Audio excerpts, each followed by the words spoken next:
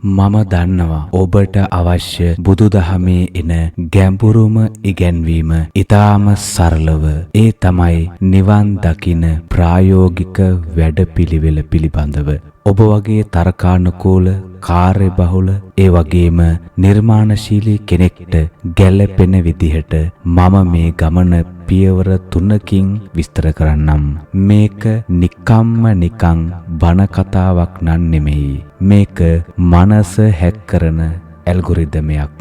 මූලික සැලැස්ම ත්‍රිශික්ෂාව නිවන් දකින්නවා කියන්නේ අවුල් වෙච්ච කඹයක් ලිහනවා වගේ වැඩක්. ඒක පියවර 3කින් කරන්න ඕන. පළවෙනි පියවර සීලය. එනම් අලුතින් ගැට ගැහෙන එක නතර කිරීම. සමාධිය ගැටේ තියෙන තැන හරියටම බලා ගැනීම.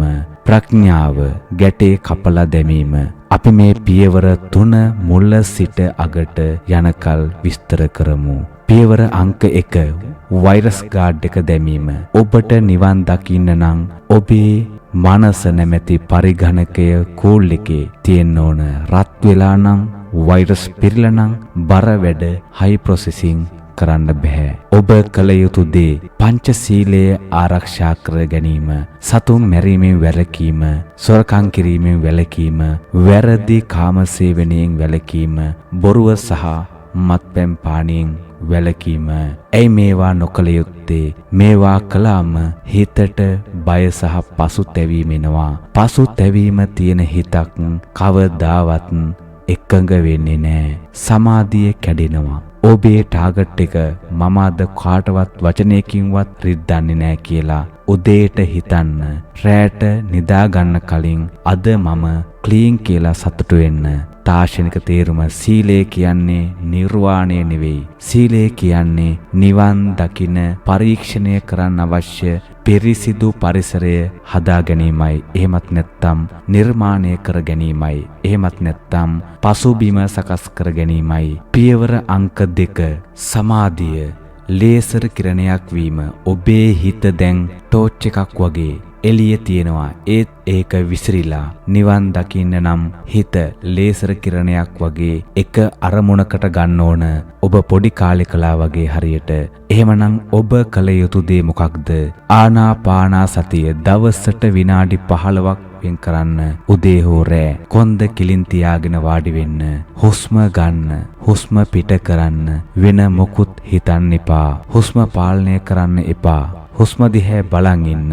සිතවිලි ආවොත් ඒකත් දත්තයක් විදිහට දැකලා ආයෙත් හුස්ම ළඟට ගන්න. මෙතනදී කරන්නේ මනසේ තියෙන අනවශ්‍ය ඇප් ඔක්කොම ක්ලෝස් කරලා RAM එක නිදහසේ තියාගන්න එක. හිත සංසුන් වෙලා එක තැනකට එනවා. පියවර අංක 3 ප්‍රඥාව මැට්‍රික්ස් කෝඩ් එක දැකීම. මෙන්න මෙහෙමයි. නිවන තියෙන්නේ සමාධියෙන්. හිත සංසුන් වුණාට පස්සේ ඔබේ ලේසර් කිරණේ යොමු කරන්න ඕන තමන්ගේම නාම රූප දිහාට. මොකද කියන්නේ විපස්සනාව ඔබ හොයා ගන්න ඕන රහස් 3ක් ත්‍රිලක්ෂණය තියෙනවා. අනිත්‍ය දැකීම. ඒ වගේම ඔබ දකිනවා හිතට එන හැමදේම සද්දයක්, තරහක්, ආසාවක් එනවා, තියෙනවා, නැති වෙනවා. බලන් ඉන්න ඔබේ කකුලේ ඇතිවන වේදනාවක් දිහා. ඒක එක දිගට තියනවාද?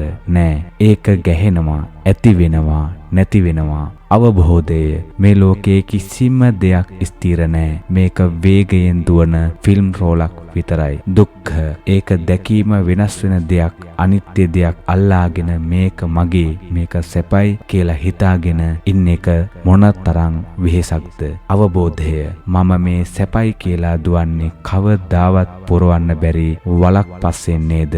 අනාත්ම මේක තමයි ගැඹුරුම තැන. ඔබ සමාධියෙන් බලනකොට දකිනවා හුස්ම ගන්නවා ඔබ නෙවෙයි කය. සද්ද ඇහෙනවා ඔබ නෙවෙයි කන.